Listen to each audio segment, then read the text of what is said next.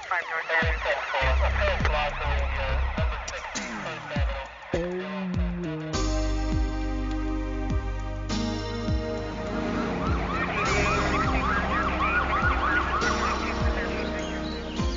Today's active congregations are offering more and more activities that involve travel, taking members to sporting events, picnics, concerts, you name it, and that's wonderful. What's not so wonderful is the risk that some worship centers expose their members to on the road. I want to spend 15 minutes talking about ways to make transportation safer and more enjoyable for passengers, for drivers, for everybody. The first thing you have to do is choose a vehicle. Some organizations use cars, while others may need something larger. If you're buying, leasing, or renting a van, you should know that federal law specifies that any vehicle with a capacity of more than 10 people, including the driver, that's used to transport students in school-related activities has to meet federal motor vehicle safety standards for school buses. Your vehicle should comply with these standards. Also, some states prohibit the use of vans for any school activity.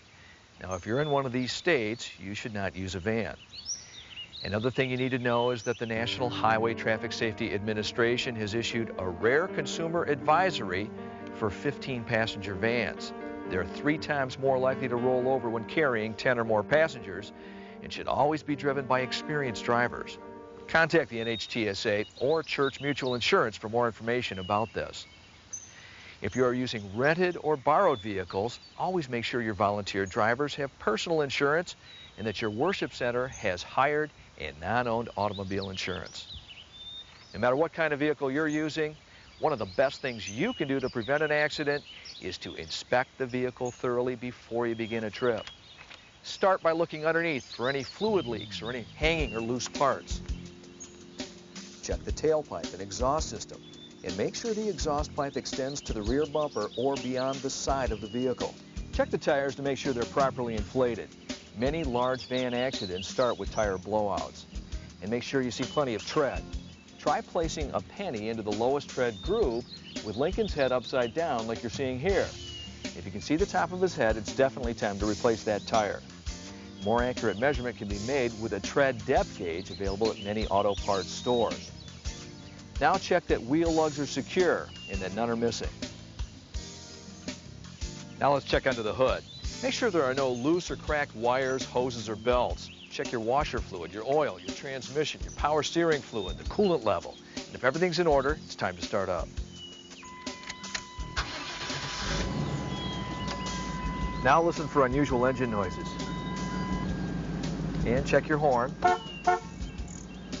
And try all the switches. Your wipers, fans, defroster. Make sure the vents are clear. Check all the gauges and warning lights. That includes oil pressure, amp meter, temperature, and fuel. All right, now put the vehicle in gear while keeping your foot on the brake. Did it hold? Test your parking brake. That should hold as well.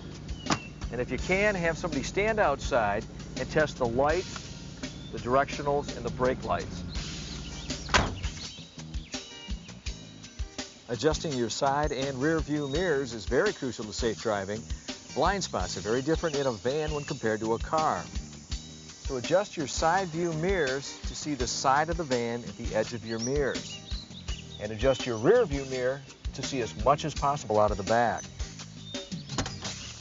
If possible, carry a cell phone and a list of emergency phone numbers. They should include your local police, state police, ambulance, hospital, and pastor. And remember that cellular phones should never be used by a driver while operating any vehicle. You also need a first aid kit on board, along with emergency flares or warning signals and a fire extinguisher. And if all these things check out, you're ready for passengers.